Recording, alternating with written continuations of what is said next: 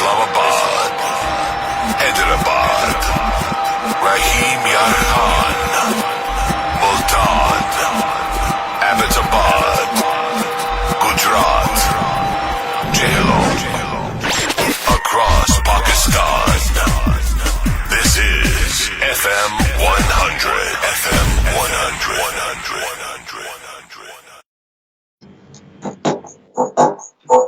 अस्सलामुअलैकुम पाकिस्तान एंड अस्सलामुअलैकुम एवरीवन। तमाम सुनने वालों को प्रोग्राम में कहते हैं खुशामदीद। जनाब, प्रोग्राम आप सुन रहे हैं नेचुरल कैल्शियम की बात खवातीन के साथ, और इस प्रोग्राम में आज हम जिस टॉपिक पर बात कर रहे हैं वह है विटामिन डी और कैल्शियम की कमी, और इसमें इसके जो असरात होंगे वो खवातीन पर क्या होंगे, इसके हवाले से आज हम प्रोग्राम में बात करेंगे।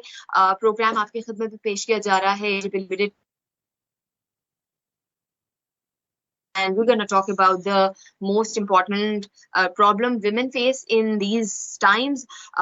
ये है विटामिन डी की कमी और कैल्शियम की कमी। हड्डियां बुरबुरापन होना शुरू हो जाता है, ऑस्टियोपोरोसिस के मसाइल होते हैं, अक्सर मोहलिक इसके असरात भी होते हैं जिसम पर कि हड्डियां टूट भी जाती हैं। तो ये इस नहज तक पहुंच कैसे जाता है, इसको हम डिस्कस करेंगे आज के प्रोग्राम में। हमारे साथ मौजूद हैं प्रोफेसर डॉक्टर शम्सा हुमायूं। आपका तारुफ करवाना अगर मैं शुरू करूं तो आप हैं जनाब chairperson and head of obstetric gynaecology department of Fatima Jinnah medical university, sir Gangaram hospital Lahore. इसके अलावा आप डीन फैकल्टी ऑफ सर्जरी भी हैं, डिपार्टमेंट की डायरेक्टर भी हैं of medical education Fatima Jinnah medical university hospital. Professor Shamsa Humayun, सबसे पहले आपका बहुत बहुत शुक्रिया कि आपने वक्त निकाला और हमारे प्रोग्राम में आप आज तशरीफ फरमा हैं। अस्सलाम वालेकुम, खुशामदीद। वालेकुम अस्सलाम। मैं भी आपकी इंतहाई शुक्रगुजार हूँ कि आपने इस अहम मौजू पे बात करने के लिए मुझे इनवाइट किया। Thank you so much. चलें, प्रोग्राम का आगाज करते हैं। हम कोशिश करेंगे ज्यादा से ज्यादा इन्फॉर्मेशन हम तमाम लिसनर्स तक पहुंचा सकें। खवातीन के लिए जहां ये प्रोग्राम इंपॉर्टेंट है, वहीं तमाम फैमिली मेंबर्स के लिए भी, बिकॉज एक फैमिली एक दूसरे का ख्याल रखती है, एक दूसरे का ख्याल रखना ही फैमिली कहलाता है। जनाब, बहुत बुनियादी डॉक्टर शम्सा हुमायूं, आपसे सवाल ये है, मुझे बताइएगा कि विटामिन डी, एक तो इसकी अहमियत हमारी बॉडी में क्या है, और दूसरा इसका मुनासिब मिकदार में होना हमारी बॉडी में कितना ज्यादा इंपॉर्टेंस रखता है। थैंक यू, बहुत ही अच्छा सवाल है। विटामिन डी की इंसानी जिस्म के लिए इंतहाई अहम है। विटामिन डी कहने को तो विटामिन है, लेकिन इसको हम हार्मोन भी कहते हैं, तो ये विटामिन हार्मोन है। और जैसा कि आपको पता है, हार्मोन बॉडी के बहुत से और फंक्शंस को भी रेगुलेट करता है। इसीलिए विटामिन डी जो है, अगर ये आपकी बॉडी में अगर इसकी मकदार कम या ज़्यादा हो, तो ये सिर्फ ये खुद नुकसानदेह या फ़ायदेमंद नहीं होता, बल्कि बहुत से दूसरे एलिमेंट्स जो कि इम्पॉर्टेंट हैं बॉडी फंक्शंस के लिए, उनको भी मुतासर करता है। जैसे कि विटामिन डी की मौजूदगी इस चीज़ को ज़रूरी बनाती है कि हमारी बॉडी कैल्शियम को एब्जॉर्ब करे और उनको बोन्स का हिस्सा बनाए।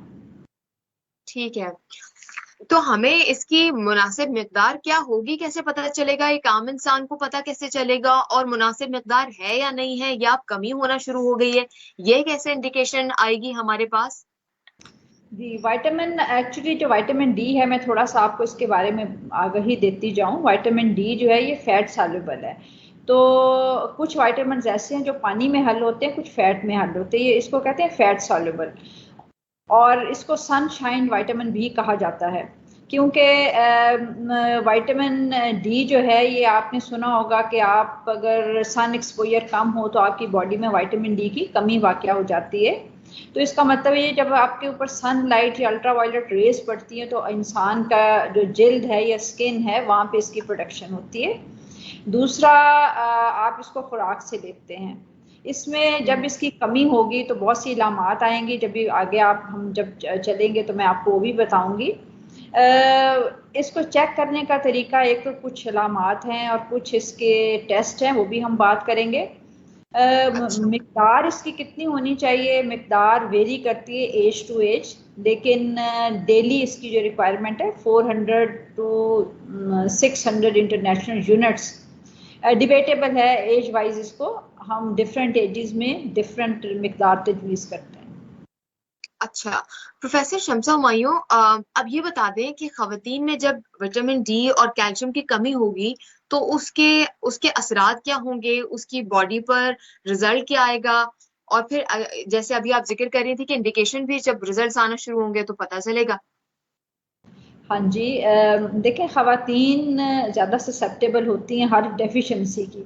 अगर हम अपने मुआशरे की बात करें तो आपको पता है हमारी डाइटरी हैबिट्स इस तरह की हैं, और सेकेंडली विटामिन डी जो है वो जो हमारे आम खाने हैं उनमें तो बहुत कम मिकदार इसकी होती है। ज़्यादा ये सी फूड में, या आपने फ़िश पहले कॉड लिवर ऑयल था उसके अंदर इसकी ज़्यादा मिकदार पाई जाती है। ख़वातीन क्योंकि उसकी डिफरेंट स्टेजेस ऑफ लाइफ हैं, जैसे आप ले लें बचपन ले लें, फिर नौजवानी ले लें, फिर आपकी रिप्रोडक्टिव एज है जिसके अंदर वो बच्चे पैदा हो रहे होते हैं, उसके बाद फिर पोस्ट मेनोपॉजल एज है। तो डिफरेंट इसकी स्टेजेस हैं, फेजेस हैं एज की, और ख़वातीन इसलिए ज़्यादा मुतासर होती हैं क्योंकि विटामिन डी एक तो डाइट में कम होता है, दूसरा उनकी रिक्वायरमेंट भी ज़्यादा होती है। तो इसकी इलामात अगर आप मेरे से पूछें तो इसकी इलामात में थकावट, मूड चेंजेस, इरिटेबिलिटी, डिप्रेशन, फिर इसके अलावा मसल पेन, एक्स, ये सब चीज़ें जो है इसकी इलामात हैं। फिर अगर किसी को ज़्यादा कमी होगी तो उसके फॉल की या गिरने के इम्कानात ज़्यादा हैं, हड्डियाँ कमज़ोर हो जाएंगी, हड्डियों की दर्दें होंगी। तो ये विटामिन डी, हमें तो यही भी पता है, सारों को आम फहम भी हम समझते हैं कि शायद ये सिर्फ इसका काम हड्डियाँ ही मजबूत करना है। नहीं, हड्डियाँ मजबूत करना नहीं, बल्कि आपके पट्ठे या आपके मसल जिनको कहते हैं, सेकेंडली हार्ट के उजलात हैं, उसके लिए बहुत ज़रूरी है। अगर आप विटामिन डी कम होगा तो ये तो मैंने आम इलामात आपको बताई हैं, जिसके अंदर सर दर्द, जिसके अंदर थकावट, बोन पेन, मसल पेन।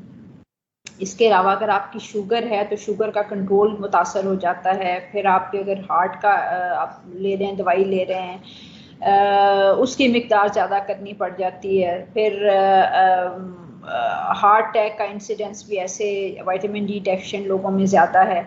अच्छा, सबसे बड़ी अहम बात, विटामिन डी की कमी से क़ुव्वत मुदाफ़ियत को ये असर करता है, तो आपकी इम्यूनिटी लो हो जाती है। आपने भी सुना होगा कोविड के दिनों में जब हमें कहा जाता था मरीजों को दवाई दें, तो एक उसमें इम्पॉर्टेंट चीज़ थी विटामिन डी आप लिखें, बिकॉज विटामिन डी का रोल एस्टेब्लिश हो गया है कि आपकी इम्यूनिटी या क़ुव्वत मुदाफ़ियत या जरासीमों से मुकाबला करने की सलाहियत को इम्प्रूव करता है। तो विटामिन डी का तो देखें कितना ज़्यादा रोल है, और ख़वातीन में तो इसलिए ज़्यादा है कि जो बच्चा है, अगर प्रेग्नेंट हैं तो फीटस या न्यू बॉर्न की फॉर्मेशन के लिए भी विटामिन डी और कैल्शियम दोनों ही चीज़ें चाहिए।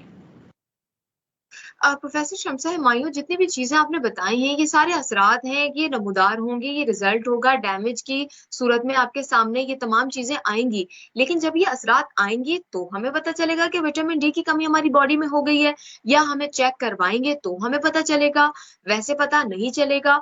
तो क्या हमें किस स्टेज पर पता करवाना चाहिए, किस स्टेज पर अपना चेकअप करवाना चाहिए, ताकि हम अपने आप को तब एग्जामिन ना करें या तब हम अपना ख्याल करना ना शुरू करें जब हम डैमेज हो चुका हो या असरात इसके इस तरह से आना शुरू हो गए। इसका मतलब ये कि बॉडी तो ऑलरेडी सफर कर रही है। तो अगर हम इस स्टेज पर आने से पहले अपने आप को बचाना चाहें तो वो कौन सा स्टेज होगा कि जब अपना चेक करवाएं, टेस्ट करवाएं और अपना ख्याल करना शुरू करें अपनी डाइट वगैरह का? थैंक यू सो मच, बहुत ही अच्छा सवाल था, बहुत ही अप्रोप्रिएट क्वेश्चन था। देखें, जैसे मैंने कहा विटामिन डी बहुत अहम है। अच्छा, अब हम अगर जो भी वर्ल्ड वाइड स्टडीज़ हुई हैं, 50% या 50% पॉपुलेशन दुनिया में विटामिन डी डेफिशिएंट है, और इसका इंसिडेंस जो है हमारे मुआशरे में या हमारी पॉपुलेशन में इससे कहीं ज़्यादा है, और ख़वातीन उससे भी ज़्यादा मुतासर हैं। अगर मैं ये कहूँ कि आप इस इंतज़ार में रहें कि मैं विटामिन डी लेवल ब्लड का चेक कराऊँ और फिर विटामिन डी लेना शुरू करूँ, तो ये तो गलत होगा। तो विटामिन डी बच्चों से लेके हर एज में विटामिन डी, जैसा कि मैंने अभी कहा कि डाइट इज़ नॉट सफिशेंट, तो आपको सप्लीमेंट विटामिन डी का कोई ना कोई लेते रहना चाहिए, थोड़ी मिकदार में आप लेते रहें। फिर आप लाइफस्टाइल अपना इस तरह से रखें, ये जो आप ये प्रोग्राम इसलिए भी बहुत अहम है कि लोगों को पता चले कि किस तरह से लाइफस्टाइल चेंज करके भी आप विटामिन डी की प्रोडक्शन इंक्रीज कर सकते हैं। तो एक तो लाइफस्टाइल जिसमें आप सनशाइन से या धूप से एक्सपोजर आपका हो। नंबर 2 आप एक्सरसाइज करें। नंबर 3 आप विटामिन डी सप्लीमेंट लें। नंबर 4 अगर आप हमल में हैं या बच्चा अभी लैक्टेट करा रहे हैं या उसको ब्रेस्ट फीड करा रहे हैं तो बच्चे को भी आप विटामिन डी और वो चाहिए, तो उस सूरत में आपको विटामिन डी ज़्यादा लेना चाहिए। अगर आपकी डाइट डेफिशिएंट है या even if you are taking appropriate diet, even then supplement लेने में कोई हर्ज नहीं है। और क्योंकि जब आप सप्लीमेंट लेते हैं 100% एब्जॉर्प्शन तो आप एक्सपेक्ट नहीं करते, इसी तरह से जो खुराक आप ले रहे हैं वो भी 100% आपकी ज़रूरियात को पूरा नहीं करती। तो आप अगर आपको इलामात आ रही हैं, दिस मीन्स कि अब तो आपको स्टैब्लिश हो गई है डेफिशिएंसी, अब तो आपने टेस्ट करवाना ही करवाना है। विटामिन डी आप अपना टेस्ट करा रहे हैं लेबोरेटरी में, सिंपल टेस्ट, आपको पता चल जाता है कि आपकी किस कमी की कौन सी स्टेज है, थोड़ी सी कमी है या ज़्यादा कमी है। अगर ज़्यादा कमी होगी तो आपको ज़्यादा भारी सप्लीमेंट लेने पड़ेंगे, कम होगी तो आपको कम लेने पड़ेंगे। लेकिन दोबारा मैं इसको रीट्रेट करूँगी, दोबारा इसको स्ट्रेस करूँगी कि आप विटामिन डी लेते रहें, लाइफस्टाइल चेंज करें, और अगर आपको इनमें से कोई भी अलामत आ रही हो तो इमीडिएटली अपना टेस्ट कराएं। ठीक है, तो मतलब ये वाला जो तासुर है वो दुरुस्त है कि अक्सर लोग कहते हैं कि आपने चेक करवाया, नहीं चेक नहीं करवाया, बट चूंकि बॉडी के लिए विटामिन डी जरूरी है और बॉडी की मुस्तकिल पैदाइश से लेके आपके आखिरी दिन तक, आखिरी लम्हे तक विटामिन डी आपकी बॉडी के लिए रिक्वायर्ड है, तो कमी है या नहीं है, जरूरत तो है बॉडी को, तो अगर डायग्नोस हुआ है कमी या नहीं हुआ, हमें तो लेना है। तो वक्तन फवक्तन कुछ लोगों का ये तर्ज जिंदगी होता है कि वो 2 माह उन्होंने इस्तेमाल किया कैल्शियम, 2 माह इस्तेमाल किया विटामिन डी, 2 माह इस्तेमाल किया कोई और सा बॉडी के लिए रिक्वायर्ड, और फिर इस तरह से मुख्तलिफ उनका जो साइकिल है 12 माह का वो चलता रहता है, वो मुख्तलिफ तरह की जो इनटेक्स है वो लेते रहते हैं। तो ये एक हेल्दी लिविंग है। इसमें आप समझती हैं कि डॉक्टर का मशवरा इंपॉर्टेंट है, लेना चाहिए डॉक्टर को ऑन बोर्ड? मशवरे के बगैर तो देखें आपने कोई भी चीज़ इस्तेमाल नहीं करनी। अगर आप अपने उसके ऊपर खुद ही से लेना शुरू कर देंगे तो सप्लीमेंट तो बेशुमार मिल रहे होते हैं और सब में मिकदार विटामिन डी की डिफरेंट होती है, और आपकी बॉडी की रिक्वायरमेंट कितनी वो आपको डॉक्टर या क्वालिफाइड बंदा ही बताएगा कि आपकी बॉडी को कितनी ज़रूरत है। टेस्ट करवाना भी इसलिए इम्पॉर्टेंट है कि जब आपको कोई साइन सिम्टम्स आ रहे हैं या जब आप कोई भी सप्लीमेंट शुरू करने लगे हैं, अपने डॉक्टर से ज़रूर मशवरा करें। वो आपका बॉडी वेट करेगा, आपकी लाइफस्टाइल देखेगा, आपकी रिक्वायरमेंट देखेगा, फिर आपको तजवीज़ करेगा। मेरा बात ये भी है कि मार्केट में बहुत ज्यादा किस्म के प्रोडक्ट्स मौजूद हैं। अगर आप कैल्शियम की बात कर लो, विटामिन डी की बात कर लो, या किसी भी और चीज के विटामिन की बात कर लो, बहुत सारे मार्केट में मौजूद है। तो अगर आप बाय करने जा रहे हो तो आपको कंफ्यूज हो जाओगे कि आपके लिए जरूरी क्या है, हेल्दी क्या है, और कौन सा कितना ज्यादा बॉडी में एब्जॉर्प्शन रखता है। तो फिर डॉक्टर अगेन आपको रिकमेंड करेंगे बिकॉज वो टेक्निक्स इस बात की समझते हैं। बिल्कुल एब्सोल्युटली राइट, आपने इतनी अच्छी बात की, मैं इसको सेकंड करूंगी कि अपने से आपने खुद से अपनी खुद तशखीसी करके और ये कह के कि मुझे शायद कैल्शियम डेफिशिएंसी है, खुद ही आ जाते हैं ना पेशेंट, कहते हैं जी मुझे लग रहा है मेरे अंदर ये कमी है। तो आप खुद अपनी डायग्नोसिस नहीं ना करें, आप हमेशा डॉक्टर के पास जाएं, वो आपको आपकी हिस्ट्री लेगा, आपकी बाकी प्रॉब्लम सुनेगा, और फिर आपको अप्रोप्रिएट जो आपके लिए, हर इंसान के लिए डिफरेंट सप्लीमेंट चाहिए होता है, उसकी हर एक की ज़रूरियात रिक्वायरमेंट फ़र्क होती है, तो उसके मुताबिक आपको तजवीज़ किया जाएगा और ये भी बताया जाएगा कि आपने ये किस मिकदार में लेना है, दिन में कितनी दफ़ा लेना है और कितनी ड्यूरेशन तक लेना है। उसके मशवरे के बगैर तो आप बिल्कुल हरगिज़ ओवर द काउंटर कोई भी चीज़ यूज़ मत करें। बिल्कुल ठीक है। अच्छा, हमारे चूंकि 2 टॉपिक्स हैं जिस पर हम बात कर रहे हैं खवातीन के हवाले से, एक तो कैल्शियम की कमी और दूसरा विटामिन डी की कमी, क्या दोनों डायरेक्टली प्रोपोर्शनल है? कि फॉर एग्जांपल अगर किसी को इनिशिएट होता है ये वाला मसला कि विटामिन डी की कमी होती है, तो इसका मतलब ये है कि आपको कैल्शियम की कमी हुई, या फिर कैल्शियम की कमी हुई तो इसका मतलब है विटामिन डी हुआ देर या बगैर। तो क्या ये दुरुस्त है या दोनों एक साथ प्रिवेंट करते हैं, एक साथ जगह बनाते हैं? हाँ जी, कैल्शियम और विटामिन डी का मैं तो अक्सर अब जब पढ़ाती हूँ तो कहती हूँ इनका चोली दामन का साथ है। मैंने जैसे आपको पहले कहा vitamin D is not the only vitamin, ये एक हार्मोन भी है, जो कि हार्मोन हमारी बॉडी में डिफरेंट चीजें रेगुलेट करते हैं। तो विटामिन डी रेगुलेट करता है कैल्शियम कितना जज़ब होना है आपकी बॉडी में जो आप फूड ले रहे हैं, और कैल्शियम के लेवल को जरूरी है। विटामिन डी जब आप लेते हैं अगर उसकी मिकदार ठीक है तो आपका जो आप फूड खा रहे हैं वो कितना उसके अंदर से जज़ब होना है, वो इट्स अ रेगुलेटरी हार्मोन, वो रेगुलेट करता है। और अगर कैल्शियम आप कम ले रहे हैं, विटामिन डी आपकी बॉडी में है, आपकी फूड में कैल्शियम नहीं है, तो क्या होगा, आपकी बोन्स के अंदर जिसमें कि 99% कैल्शियम और फॉस्फेट से बनी होती है बोन, आपके टीथ, वहाँ से कैल्शियम वो कहेगा इसको वहाँ से निकालें और ब्लड में देके आएँ। तो नतीजतन क्या होगा, आपकी बोन्स भुरभुरी होती जाएंगी, कमज़ोर होती जाएंगी। तो विटामिन डी और कैल्शियम इनका डायरेक्ट रिलेशनशिप है। अगर विटामिन डी की मिकदार अप्रोप्रिएट होगी तो कैल्शियम एब्जॉर्ब होगा, और अगर कैल्शियम एब्जॉर्ब होगा तो आपकी बोन्स के अंदर जाएगा, और आपकी बोन्स और टीथ और बाकी जो मसल बाकी जो फंक्शंस हैं जो डायरेक्टली रिलेटेड है कैल्शियम और फॉस्फेट से, वो सही तरीके से अंजाम पाएंगे। बिल्कुल ठीक है जनाब, तमाम लिसनर्स को भी यहाँ पर प्रोग्राम में शामिल कर लें। अगर आपने अभी सुनना शुरू किया है प्रोग्राम तो आपको बता दें आप प्रोग्राम सुन रहे हैं नेचुरल कैल्शियम की बात खवातीन के साथ। प्रोग्राम में आज हमारा जो टॉपिक है वो है विटामिन डी और कैल्शियम की कमी और इसके असरात खवातीन में क्या होते हैं। This program is brought you by AGP limited because at AGP we value life. और हम बात कर रहे हैं आपकी आगाही के हवाले से कि विटामिन डी आपकी बॉडी में अगर कम हो जाए तो क्या क्या नुकसान हो सकते हैं। प्रोफेसर शम्सा हुमायूं, मुझे बताएं, आपके पास तो पेशेंट्स आते हैं, आप देख रही हैं वक्त के साथ क्या मसाइल बढ़ते चले जा रहे हैं और किस उम्र के पेशेंट्स आप देखती हैं कि सामने आ रहे हैं, या किस उम्र के पेशेंट्स हैं जिनमें विटामिन डी और कैल्शियम की कमी होना शुरू हो जाती है, जहां से उनको इस उम्र का, अगर कोई भी लिसनर इस वक्त हमें प्रोग्राम सुन रहा है या देख रहा है, वो समझ जाए कि अब मैं कम से कम मसाइल नहीं है या असरात नहीं है या अलामात नहीं है, लेकिन मैं चूंकि इस उम्र को पहुंच गया हूं तो मुझे शायद कॉन्शियस हो जाना चाहिए। हाँ जी, विटामिन डी और कैल्शियम जैसा कि मैंने कहा दोनों इंटरलिंक्ड हैं, और थ्रू आउट लाइफ हमें विटामिन डी और कैल्शियम की ज़रूरत है। जो जो आप बड़े होते हैं, बचपन से लेके आपकी ओल्ड एज तक, दोनों चीज़ें आपकी बॉडी की सेहत के लिए और फंक्शंस के लिए ज़रूरी हैं। बचपन में जो ही आप एडोलेसेंट एज या नौजवानी की उम्र में दाखिल होते हैं, आपका सारा जो बॉडी का स्केलेटन है या जिसको हम कहते हैं बोन्स, वो भी बढ़ रही हैं, उनकी रिक्वायरमेंट भी बढ़ रही है, तो इसलिए आपका कैल्शियम विटामिन डी की रिक्वायरमेंट भी बढ़ती जाती है। ये इसका पीक पहुंच जाता है आपकी 16 से 20 साल की उम्र तक इसका पीक है। उसमें आपका पीक बोन मैस बन रहा होता है। तो अगर आप उस उम्र में अगर आप कैल्शियम विटामिन डी डेफिशिएंट होंगे तो आपकी हड्डियों में मुस्तकिल कमज़ोर रह जाएंगी, और जो ही आप बुढ़ापे की उम्र को पहुंचेंगे तो हड्डियां जवाब दे जाएंगी। आपने देखा होगा लोग व्हील चेयर पे आ जाते हैं, औरतों की कमर झुक जाती है, आपका कद छोटा हो जाता है, क्योंकि आपकी हड्डियां कमज़ोर होकर आपस में जुड़ जाती हैं।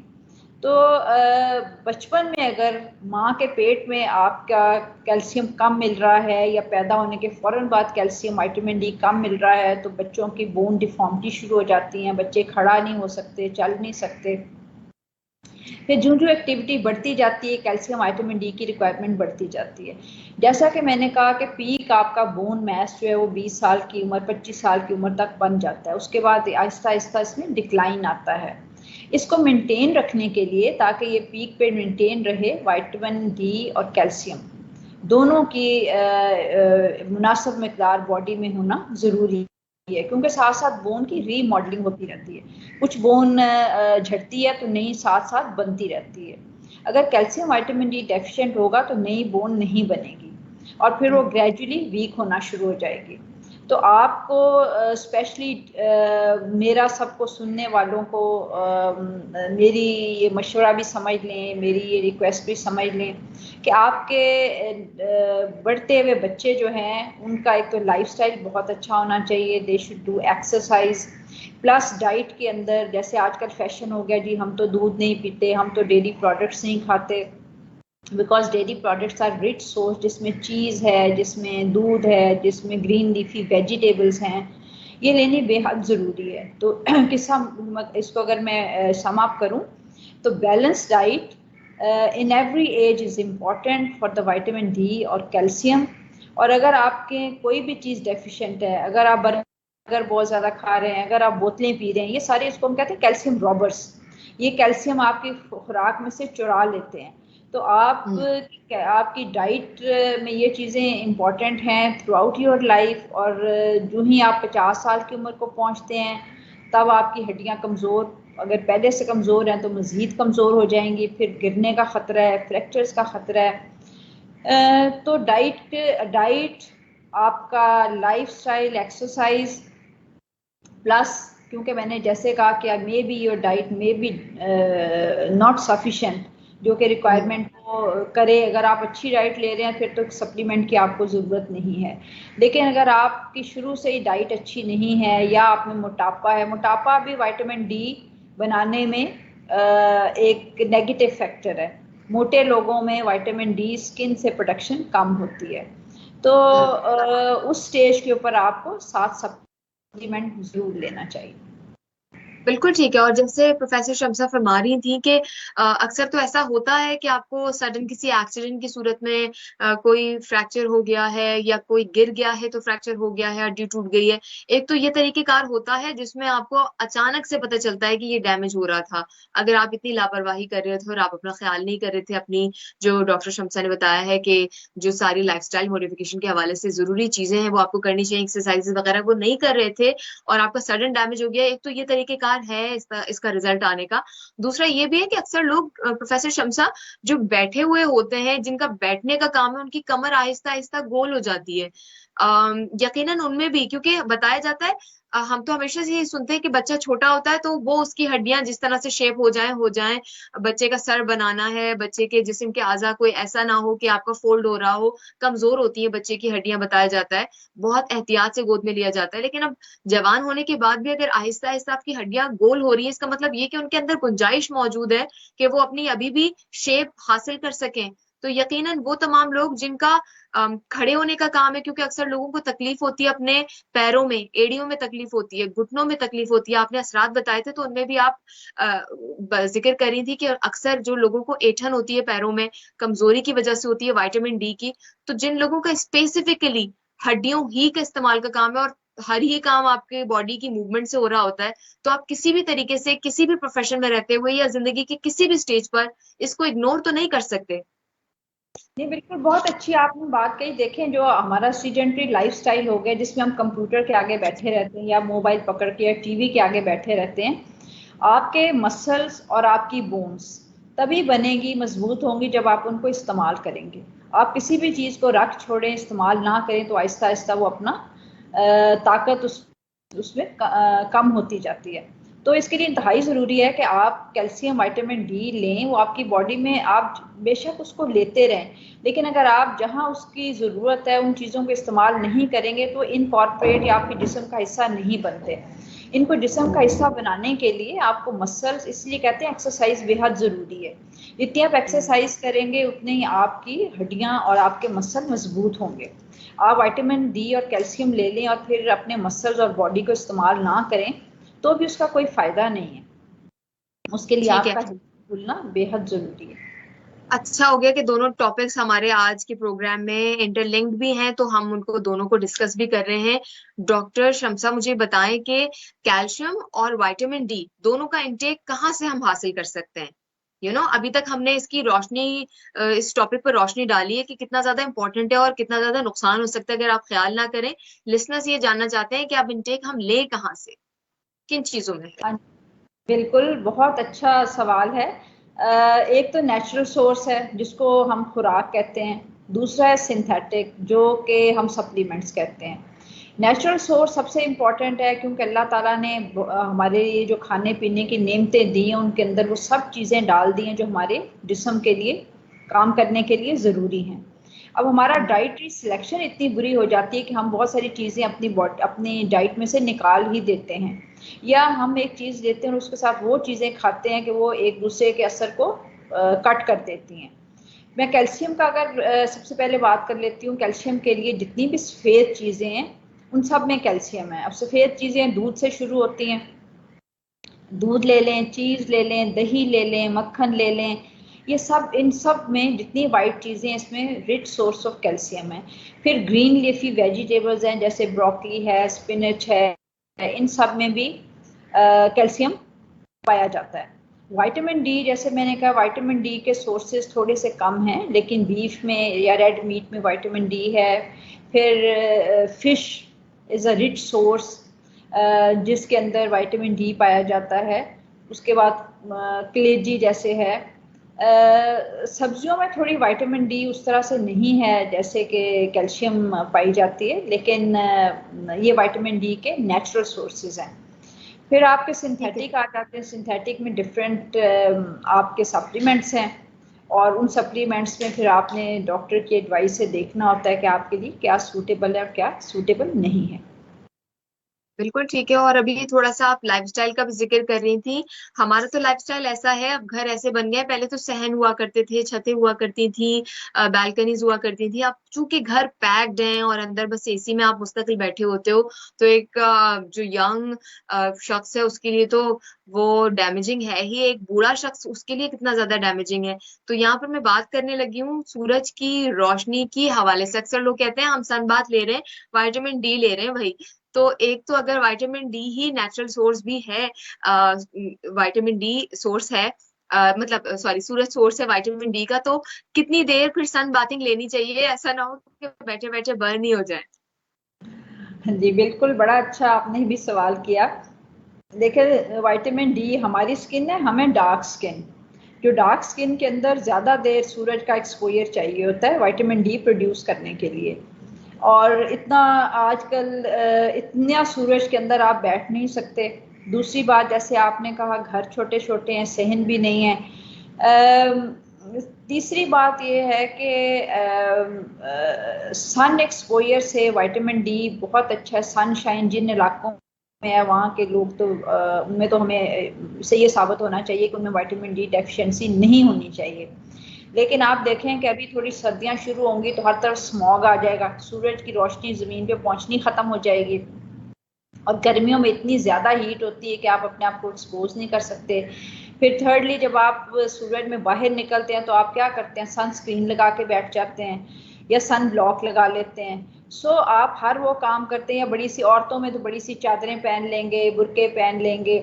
सो हम वो सारे काम करते हैं जिससे हमारी स्किन जो होती है वो कवर हुई होती है, और या उसके ऊपर सन ब्लॉक या सनस्क्रीन लगा होता है, तो उसकी सन में रहने की इफादियत तो ख़त्म हो जाती है। अगर आप वैसे पूछें कि वाकई सन बाथ आप ले रहे हैं, तो डेली आपको कम से कम 15 से 20 मिनट सन को एक्सपोजर होना चाहिए, प्रॉपर स्किन का एक्सपोजर। ये नहीं कि खाली आपके मुंह के ऊपर पड़ रहा और बाकी जिस्म के सारे हिस्से आपने जुराबें पहन ली और दस्ताने पहन लिए हैं। तो इतना लॉन्ग एक्सपोजर उस तरह से अब नहीं है जैसे पहले बच्चे खेलते थे, आपने कहा, बट काफ़ी सारा दिन बाहर खेल रहे हैं, सो दे हैड एनफ एक्सपोजर। तो सनशाइन एक्सपोजर 15 से 20 मिनट हफ्ते में 3 से 4 दिन आपके लिए ज़रूरी है, अगर आप स्किन से विटामिन डी प्रोडक्शन चाहते हैं। ठीक है प्रोफेसर शमसा, एक बहुत इंपॉर्टेंट सवाल है, प्रोग्राम बड़ी तेजी से खत्म होने लगा है, मेरे पास सवालात बहुत सारे अभी मौजूद है। मैं ये पूछना चाहती हूँ, हम जाते जाते ये जरूर अपने लिसनर्स को, व्यूअर्स को बता दें कि कैल्शियम की कमी और विटामिन डी की कमी के लिए हम कौन से टेस्ट करवा सकते हैं, करवाने चाहिए? हाँ जी बिल्कुल, विटामिन डी की कमी के लिए तो विटामिन डी लेवल आप कहते हैं 25 हाइड्रोक्सी विटामिन डी लेवल, आप ऐसे भी vitamin D level, serum vitamin D level लिख के भेज दें तो लेबॉर्ट्रीज अब उनको पता चल गया, क्योंकि इतना ज़्यादा हमने विटामिन डी अवेयरनेस शुरू कर दी और हमें अब पता चल गया कि विटामिन डी के इतने कमी के इतने मुज़र असरात हैं, तकरीबन हर लैब से विटामिन डी का लेवल चेक हो जाता है। Calcium level, usually calcium level नहीं हम कराते क्योंकि कैल्शियम लेवल बहुत ऊपर नीचे होता है और इनडायरेक्टली ही मेजर करते हैं, लेकिन अगर सीरम कैल्शियम आप करवाना चाहें तो करवाया जा सकता है। लेकिन मैं भी अपनी प्रैक्टिस में और बाकी लोग भी मेरे से एग्री करेंगे कि कैल्शियम लेवल इतना ज़्यादा नहीं कराया जाता, वो इनडायरेक्ट ही उसको समझा जाता है कि इनडायरेक्ट उसकी हम मेजरमेंट कर लेते हैं विद अदर थिंग्स, तो कैल्शियम लेवल कराने की आपको जरूरत नहीं है। बिल्कुल ठीक है। और हम चूंकि बात ही प्रोग्राम में खवातीन के हवाले से कर रहे हैं, तो कुछ खास खवातीन को ज्यादा जरूरत है कैल्शियम की, वैसे जरूरत हर किसी की है, लेकिन वो खासकर जो मदर फीड कराती हैं, वो खासकर जो हामला हैं, या खासकर जो एक खास उम्र को पहुंच गई हैं, उनकी जो रिक्वायरमेंट है वो ज्यादा है, तो वो अपना हाँ जी बिल्कुल, वो अपना कैल्शियम लेवल अगर कराना चाहें, लेकिन यूजली ज़रूरत नहीं होती, उनको चाहिए कि अपनी डाइट अच्छी रखें और सप्लीमेंट्स किसी ना किसी सूरत में लेती रहें, उससे उनकी कैल्शियम की रिक्वायरमेंट पूरी होती रहती है। और अब कैल्शियम सप्लीमेंट्स इजीली अवेलेबल भी हैं, आपका डॉक्टर आपको लिख के भी दे देता है, लेकिन कुछ एहतियात ज़रूरी है उन ख़वातीन को जिनके अंदर stone formation, kidney stone formation ज़्यादा है, उनकी फैमिली में कुछ लोगों को कैल्शियम एब्जॉर्ब नहीं होता, कुछ लोगों को उससे प्रॉब्लम होते हैं, तो उनको चाहिए अपने डॉक्टर से मशवरा करें और अपना कैल्शियम सप्लीमेंट जो है और ये टाइप ऑफ कैल्शियम उसको चेंज करा लें। ज़रूरी नहीं कि जो आपको लिख के दे दिया गया आपने वही खाना है।